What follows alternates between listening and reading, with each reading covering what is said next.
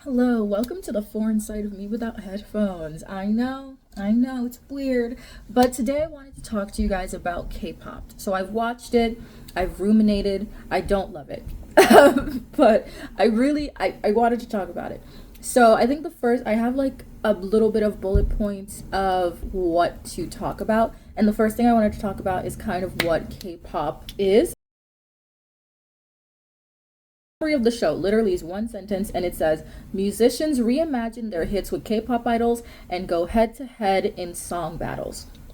Very simple premise. It's 8 episodes. The episodes are about 30 minutes, and I think there's a lot of filler, and I think that they didn't have a full concept in mind aside from this blending of the two worlds. What I did like about this blending of the two worlds is it's a blending of the two worlds, and it's not just like a Tate McRae, Sabrina Carpenter, like really big famous young artists, but they also have like older artists. So they have people like TLC, they have Bad Bunny.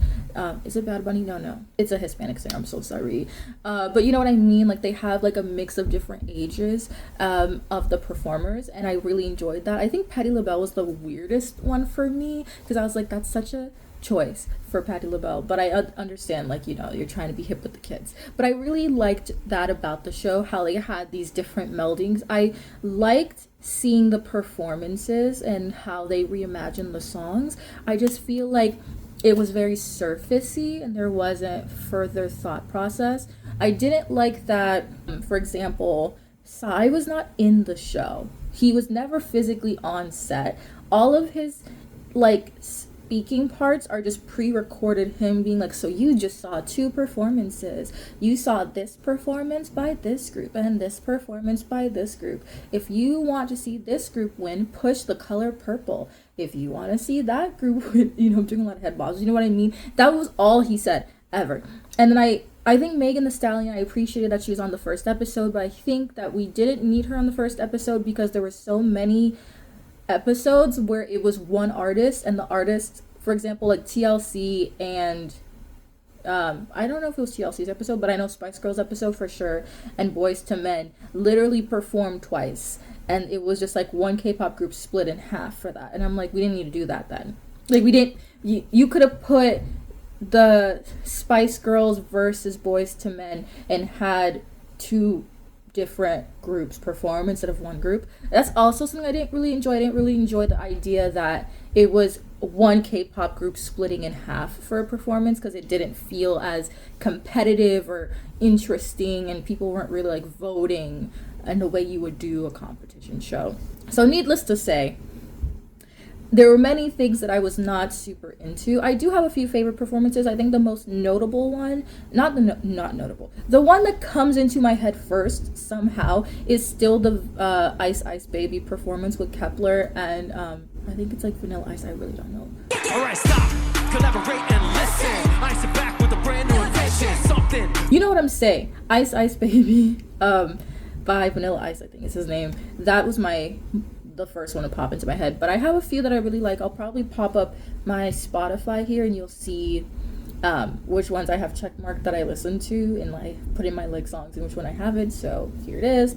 But overall, it was just very lackluster, so much so that I feel like episode 8, it was the season finale, and you think that they would do something a little bit more interesting and end it clearly, but what they did was they had just like a regular episode, and that was the end of the season, which happened to be the Boys to Men episode. And I'm like, if it's gonna be your last episode, it needs to have more impact than the others. And maybe they thought the impact was that it was Boys to Men and Black Swan, which is Black Swan is a group made of non-Korean members, so it's kind of like the heart of this idea of K-pop, right? K-popping a song. But if you were going to do that, you should have had that be a sentiment, not said by the members, but by the show host. And like maybe the stage is a little bit more grand, like more audience. Maybe you bring back some of the other artists, like something to really make it feel like a finale episode, because it didn't feel like a finale episode.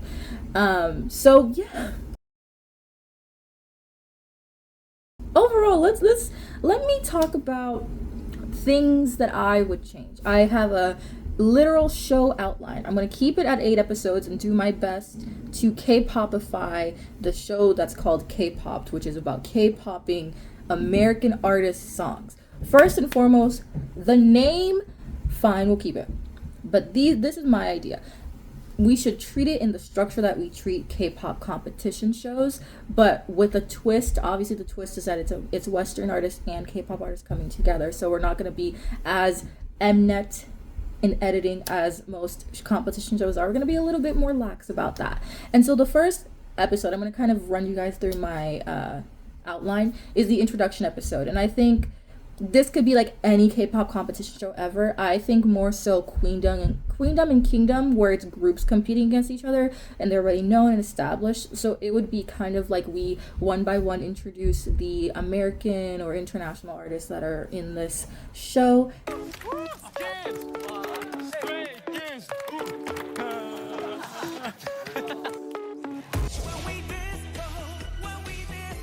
And then we would have them all go, they all take their seats, and they have a little spiel where they maybe talk about a song that they would like to see K-popped or groups that they're super interested in. Obviously, they'll behind the scenes have a list of groups that are performing, so they can kind of gear their responses to the groups that will be coming out on stage. And then the idea following that would be K-pop artists come out on stage, which could be the same groups that were on the show. They come out, obviously they'll have their little blurb to introduce themselves. The TV show will probably cut away to kind of those JO1, they are known for blah blah blah blah blah, like they did on K-pop, so they can still use those B-side kind of details. And the idea would be, okay, how do we form pairs? A fun way to do pairs is, again, keep it in the vein of K-pop competition shows, where sometimes they have like trainees run to choose the artist that they really want for a song, which you guys have seen in every show ever. Or you could do like the random ball choosing one, where you have to pull out a number or a name, and that's who you're paired with. So I think things like that would kind of bring in K-pop competition show vibes to these Western artists and kind of begin to show like a different in culture, because they don't do that in competition shows in the US, right? So that's a little bit interesting, and you're kind of weaving that web of K-popping songs, right? And so that would kind of be the first episode, and then I think we could go from there into them being paired with their artists, and then we'll start like the training or the behind the scene. Maybe they do, as they do in all competition shows, going to have lunch with your teammates and bonding, and then them being like, okay, now we have to win, woo.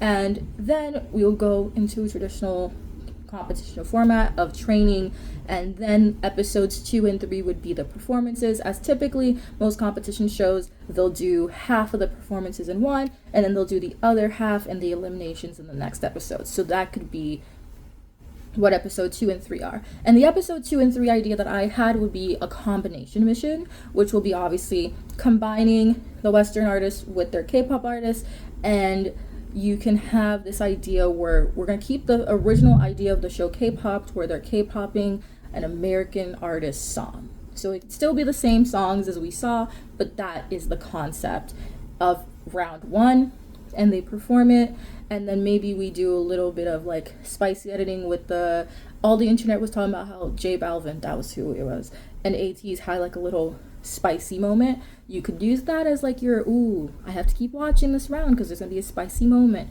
or something like that. After that, we can go into episode 4 and 5. So what I'm thinking is we would eliminate 6 groups in this, because I've kind of combined it and it would have been 14 groups. So if we eliminate 6 in round 1, 6 in round 2, then we have a top 4, and then we'll do like a big grand finale thing. So we'll eliminate 6 people, and then next round 2. And round 2, my idea would be the inverse. This time, the American artist is going to Westernize, or whatever other genre they do, right? If you do more Hispanic music, you do, other genres of music, they turn one of the songs by the K-pop group they're with into a more Western song. And so it's kind of the inverse of the first round, but again, I think it's a very nice mixing of cultures and seeing like what works and how you can blend those two worlds. So that's what the second round would be, and that would be 2 episodes as well. So I believe that would be episodes 4 and 5, and then we could come up with a cool name. And so that's my idea for round 2. I think it makes a lot of sense to do the inverse. And then finally we have episode 6 and 7. So what I was thinking here, 5 and 6, I'm really bad at math, can you tell? We'd obviously do the elimination round, and then we would do like a filler episode. Every K-pop competition show, there's a filler episode. And what I was thinking is we could either do, one of my favorite segments is the haunted house segment, or we do the emotional hanging out segment that they do with like their last bonding before the final round of like the top 4, like crying, training, really talking about how much they've grown together, how much they have learned from each other and things of that nature. So it would kind of be that in the filler episode. Again, we do it in every show. I tend to not like filler episodes, but I understand it's good for bonding, and so I would do a filler episode for that. Maybe we can get more into the Korean culture in that episode, which we do at the at like the middle of the current K-pop episodes. Like they do about 10 minutes showing like, oh, we're going to a night market, we're going shopping, we're doing a karaoke room, like things like that. Those groups could kind of do those bonding things in that, which would be a nice tie-in to Korean culture with the American artists. So that's kind of my idea for the filler episode. And then maybe at the end of that we do what they do in all shows, where you do have an emotional song,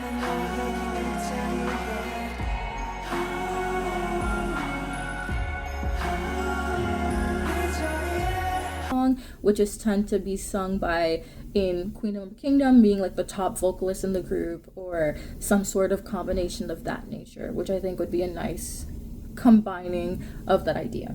And then finally we would go into the final battle. This is not 8 episodes, I just noticed this is 7. But it would be the top 4 groups competing against each other. It'd be slightly longer, and so we would have a 2v2 pairing, which means which I think the best way to do that is doing audience voting. So kind of like how there's the Mnet app, which people vote for whoever they want to debut in, like ZB1, 81, things like that.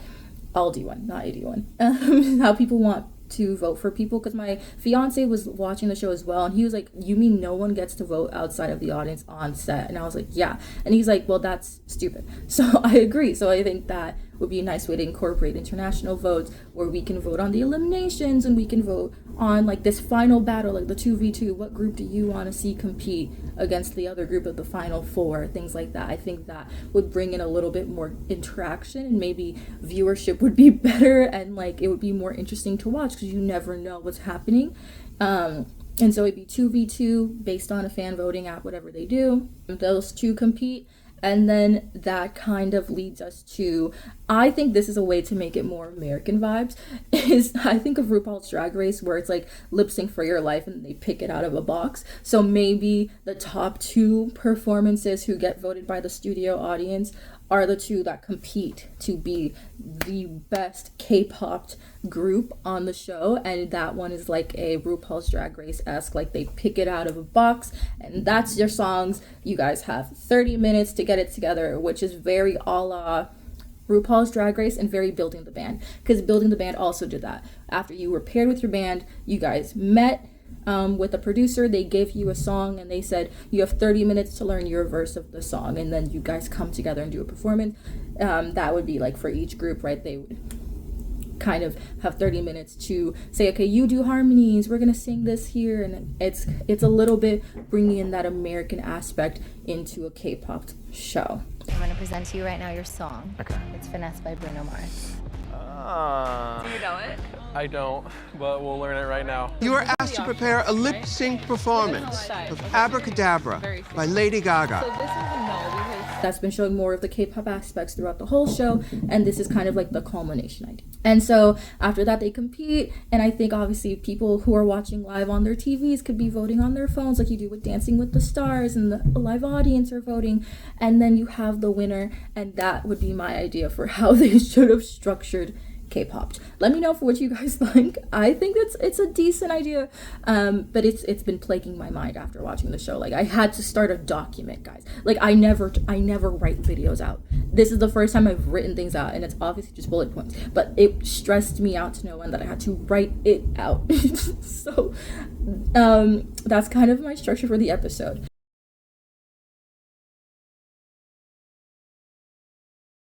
I think what we should do with Psy and Megan Thee Stallion is having them be the mentors, or kind of like the host of these rounds, kind of like they do in other competition shows, where they'll have like a celebrity come out and be the host of that episode in all of the competition shows that we watch in Korean genres, or we can have them be mentors, which is another thing that we see in a lot of K-pop competition shows.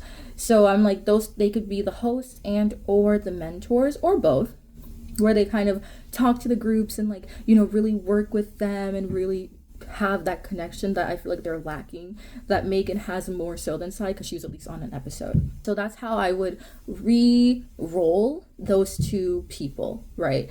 I don't know Psy's schedule, but that's how I would do it.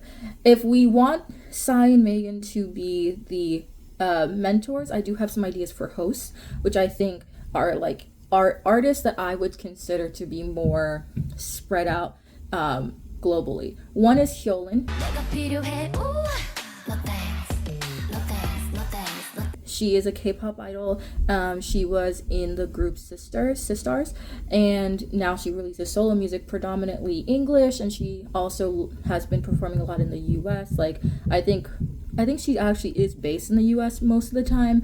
Another fun idea I had was Somi, because I think Somi is a really great representation of that idea. And so just an idea of that. And lastly, this one is a really left field, but XOIQ. That's a good one. And I would do maybe Erica Tam. She's starting to like go up in viewership and things like that. Like, she's releasing her own solo music. And the reason I say XOIQ, which is based on this show in the US called Make It Pop by Nick Cannon, it's basically the idea of like these girls are K-pop-ish for the US market, and their whole show is like these girls who love music, and they come together and make a group, and it's very based off of K-pop in terms of the aesthetic, the sound, the visuals, and I think that's a very nice one-to-one connection if we want to do like a fun left field kind of person for host. For the competitors, I would keep all of the existing competitors, which brings us to 13 people. I would remove Megan Thee Stallion, which brought us to 13 because originally it was 14, and I would replace her with either, I was trying to figure out who a 14th American artist would be, and I'm thinking maybe Conan Gray or Troye Sivan. I think those two would be really fun, and I think it brings a different sound that the show currently does not have to have Troye Sivan or Conan Gray. As for the K-pop groups, there's only 8 K-pop groups: STAYC, JO1, Billy, Black Swan, ATEEZ, ITZY, Kiss of Life, and Kepler. So the groups I would add with them would be ONEUS or ONEWE if we wanted to switch up K-pop and give them a band, because ONEWE is a band. Eunice, because I think Eunice is also like this similar idea to Black Swan, where there's a lot of different cultures in one group. Artemis, which are members from Luna, which I think I'm trying to keep like more underrated groups, because I feel like we had very popular groups. I want to mix in some more underrated groups in the mix. CIX. I think CIX is also really great because they're lesser known, but I think they have the ability to collaborate. Their members were in other competition shows, so they have this idea of a competition for format. Card, which I think is very popular with the Spanish audience, which I like this kind of, again, mixing of genres in the K-pop groups. And then lastly, NMIX. I think NMIX would be a really great addition. They're not doing competition shows, but I really would like to see the girls push outside of their comfort level. And the pairings I would do would be same as the existing ones. They'll have their same pairings. So Patti LaBelle with Billy, Spice Girls with ITZY, Vanilla Ice with Kepler, Taylor Dunn would now be with Artemis, and then Kesha would still be with JO1, Eve with Card, which is new, but I like that pairing, J Balvin still with ATEEZ for the drama, Kylie Minogue with NMIX, TLC with STAYC, Boy George with Eunice, Jess Glenn with CIX, Ava Max with Kiss of Life, Boyz II Men with Black Swan, and then Troye Sivan or Conan Gray with One Us or One We. And that would kind of be my idea of the pairings. But let me know what you guys think of my redistributing and recontextualization of K-pop. Let me know your guys' thoughts of K-pop. And yeah, that was one of the few talking videos I've done. I have a few other talking videos I want to do. I'm trying to branch out more into talking because I like talking a lot. But yeah, let me know your guys' thoughts, and I will see you guys all in the next one. Bye.